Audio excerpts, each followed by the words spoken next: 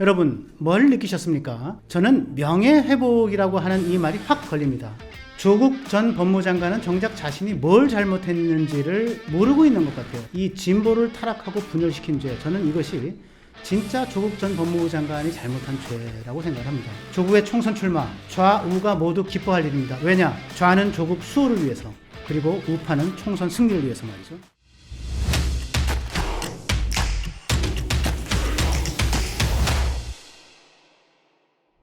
안녕하십니까? 문화일보 유튜브 허민의 뉴스쇼를 진행하는 허민입니다. 어제 오늘 비가 내리고 있고요. 그 뒤에 날씨가 좀 추워졌습니다.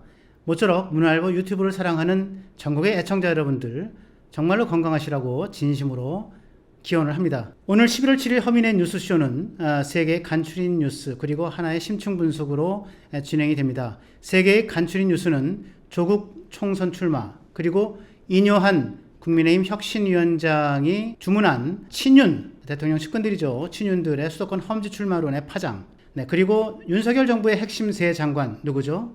한동훈, 원희룡, 추경호, 이들 세 장관이 모두 총선에 출격한다는 뉴스를 갖고 진행을 하고자 합니다. 심층 분석으로는 며칠 전 국민의힘 이준석 전 대표 그리고 인요한 현 혁신위원장의 만남을 한번 돌이켜보고요. 그리고 이준석 신당의 향배가 어떻게 될지 한번 가늠해 보겠습니다. 자, 시작하기 전에 여러분들 밑에 좋아요, 구독, 그리고 알림 설정 반드시 부탁드립니다. 그러면 허민의 뉴스쇼 지금 시작합니다. 첫 번째 뉴스는 조국 전 법무부 장관의 총선 출마입니다. 조국 전 장관이 얼마 전 김어준 씨의 유튜브 겸손은 힘들다 뉴스공장이죠. 거기에 출연해서 그런 의지를 내보였는데요. 잠깐 같이 보실까요? 김어준 진행자가 묻습니다. 출마 안 하십니까? 조국 전 장관이 답변합니다. 저희 가족 자체가 도륙이 났다고 생각합니다. 법률적 차원에서 여러 가지 해명과 소명을 했는데 받아들이지 않았다는 얘기를 하고요. 그리고 현행 법 체계 내에서 어떤 한 사람이 자신의 소명과 해명이 전혀 받아들이지 못했을 때 그 사람은 비법률적 방식으로, 예를 들어 문화적 방식, 사회적 방식, 그리고 정치적 방식으로 자신을 소명하고 해명해야 될 본능이 있을 것 같다. 그러면서 시민의 권리다라고 얘기를 했고요. 그러면서 비법률적 방식으로 저의 명예를 회복하는 길을 찾아야 하지 않나 이렇게 생각하고 있다라고 얘기를 했습니다. 이쯤 되면 총선 출마를 거의 공식화한 것이라고 볼 수 있겠죠. 여러분 뭘 느끼셨습니까? 저는 명예회복이라고 하는 이 말이 확 걸립니다. 마치 독립운동하다 친일파리 몰린 사람 같은 그런 느낌의 뉘앙스로 얘기를 한 건데요. 전혀 공감이 가지 않습니다. 조국 전 법무장관은 정작 자신이 뭘 잘못했는지를 모르고 있는 것 같아요. 제가 말씀을 드리죠. 실적법상으로 첫째, 본인이 자녀 입시 비리와 관련돼서 허위 공문서 작성 위반 혐의를 받고 있고요. 딸 조민의 부산 의전원 장학금 관련해서 부정청탁 및 금품 등 수수의 금지에 관한 법률 위반을 또한 받고 있고요. 유재수 감찰 무마 관련해서 직권남용 권리행사 방해 등 혐의를 받고 있고, 대부분 유죄 판결을 받았습니다. 1심에서 유죄 판결을 내렸고 지금 항소심이 진행 중입니다. 그 아내 정경심 씨는 또 어떻습니까? 자녀 입시 비리와 관련해서 사문서 위조, 그리고 위계에 의한 공무집행 방해, 굉장히 큰 죄죠. 사모펀드 관련해서는 업무상 횡령까지 혐의를 받고 있어요.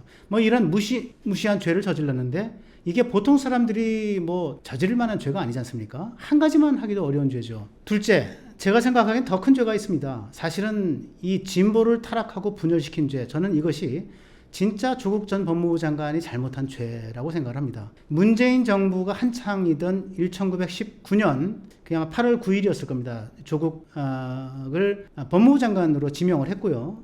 그리고 그와 동시에 딸의 대학 입학 의혹 같은 것들이 이제 튀어나오기 시작을 했고 검찰 수사가 진행이 됐죠. 그러나 문재인 대통령은 9월 9일 날 임명을 했고 여론이 걷잡을 수 없이 악화되니까 아마 35일 만인가요? 10월 15일 날 물러나게 됩니다. 그런 상황에서 진보 진영이라고 하는 일부 인사들이 조국 수호를 외치기 시작을 했고, 그리고 그걸 반대하는 사람들이 이제 조국 반대 구호를 외치면서 극렬하게 부딪혔죠. 저는 이것이 진보가 타락하고 진보가 분열된 그 시점이라고 생각을 합니다. 사실 진보의 분열이라고 하는 것이 처음 있는 일은 아니었어요. 그 DJ와 YS, 여러분 잘 아시다시피 옛날에 1987년도 대선을 앞두고 김대중과 김영삼이 야당 이 대선 후보시였을 때 둘이 분열을 해서 결국은 노태우 정부를 만들어내는데 본의 아니게 일조를 했죠. 그러나 그 당시의 분열은 노선의 분열, 입장의 분열, 말하자면 이제 정치 철학의 분열, 이런 것들이었죠.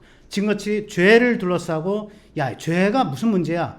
조국 수호해. 아니야, 죄는 문제가 돼. 이런 식의 분열이 아니었던 거죠. 자, 진중권 씨 잘 아시잖아요. 교수 평론가죠. 그리고 참여연대 활동을 한 회계사 김경률 씨, 그리고 서강대 그 유명한 철학자 최진석 교수, 그리고 진보 정치학의 태두라고 불리는 그 최장집 고려대 명예교수, 이런 분들 정말 생각 있는 분들이 다 돌아섰어요. 그런데 이런 분들이 진보가 마비되고 진보가 타락하는 것을 막기 위해서 말하자면 이제 돌아섰는데, 이런 분들이 돌아섰다고 배신자라고 낙인 찍고 이분들을 공격해서 분열이 더 심화된 거죠. 조국 스스로는 정치적 방식으로 명예회복의 길을 찾겠다고 했지만 실은 그는 진보를 타락시킨 정치적 죄를 저질렀다.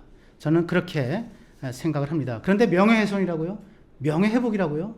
연예인, 운동선수는 최소한 사소한 한 가지만 잘못 걸려도 사실은 그 인생이 망가지는 경우가 다반사죠. 법원에서 죄질이 안 좋다고 했고요. 조국의 경우에 그 부부도 마찬가지고요. 증거가 차고 넘쳐요. 그런데 명예회복은 한다? 이해가 안 가죠. 조국의 총선 출마, 좌우가 모두 기뻐할 일입니다. 왜냐? 좌는 조국 수호를 위해서, 그리고 우파는 총선 승리를 위해서 말이죠.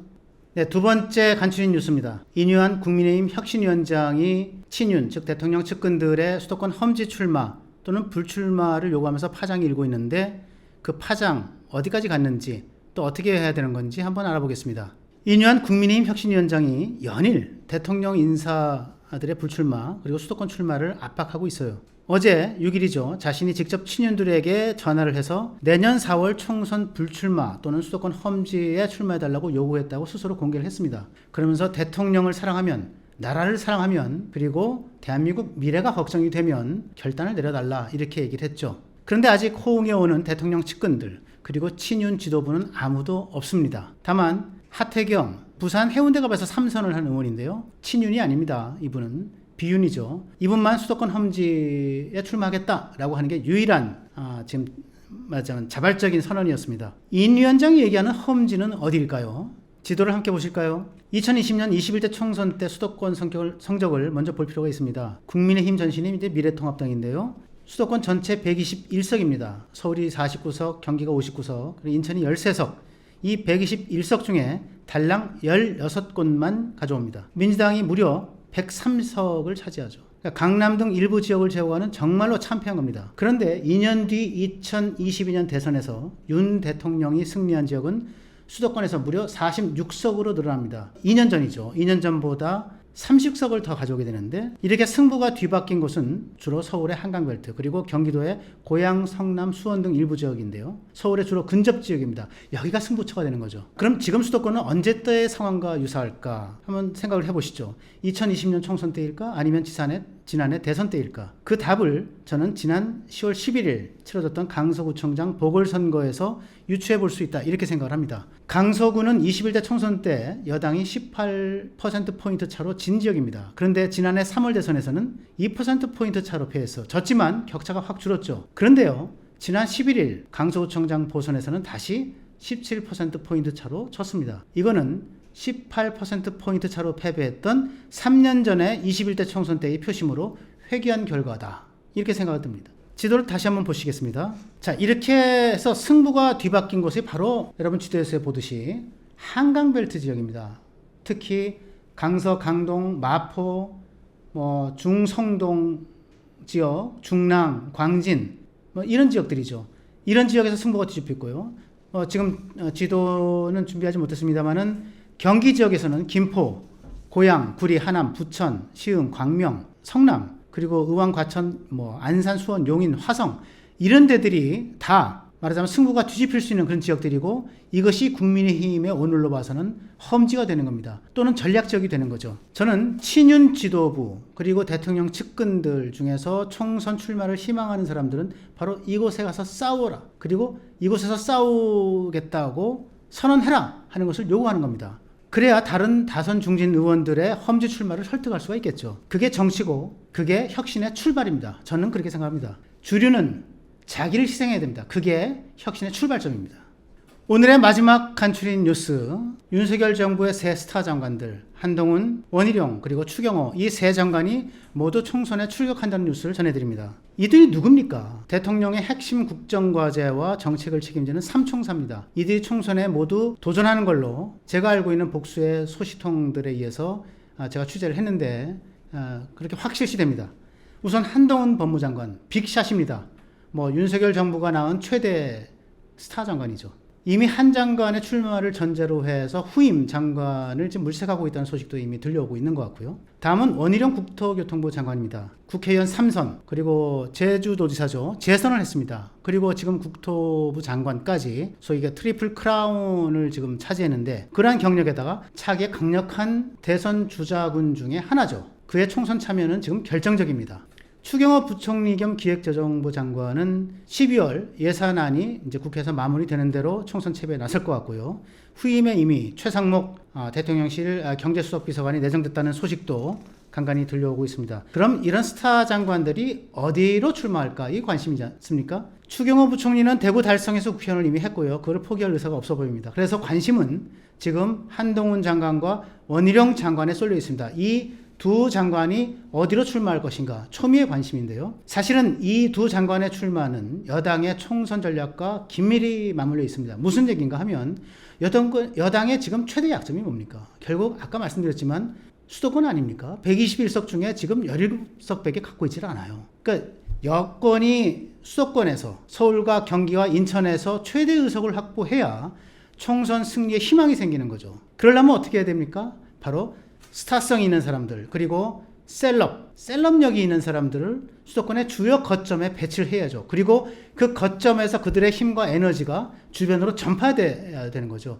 이것이 바로 허브 앤 스포크 전략입니다. 여러분 준비된 화면을 보시면 이 허브 앤 스포크라고 하는 거는 원래 항공 물류 용어입니다. 중앙 거점에서 이제 주변으로 나른다는 건데요. 자전거 바퀴를 연상하면 되실 것 같아요. 자전거 바퀴를 보면 가운데 중심이 되는 허브가 있고 그리고 그 허브 주변에 바퀴살들, 그 스포크인데요. 바퀴살들이 방사형으로 연결되어 있지 않습니까? 허브로부터 뻗어나온 힘과 에너지가 부채살을 통해서 바퀴로 전달이 되는 겁니다. 그렇다면 허브를 책임질 사람이 누구죠? 바로 아까 말씀드렸듯이 스타성이 있고 셀럽력이 있는 사람들, 즉 장관들 중에 한동훈, 원희룡 장관 같은 사람들, 이들이 진지를 구축하고 그리고 주변으로 승리를 확신하는 것이 정말 중요한 과제가 된다. 이런 컨셉에서 두 장관은 수도권의 전략지역 혹은 험지로 출마하는 것이 확 실시된다. 저는 또 그래야 정말 국민의힘이 내년 총선에서 바람을 일으킬 수 있다. 확신합니다. 네, 오늘의 간추린 뉴스 여기까지 모시겠습니다. 감사합니다.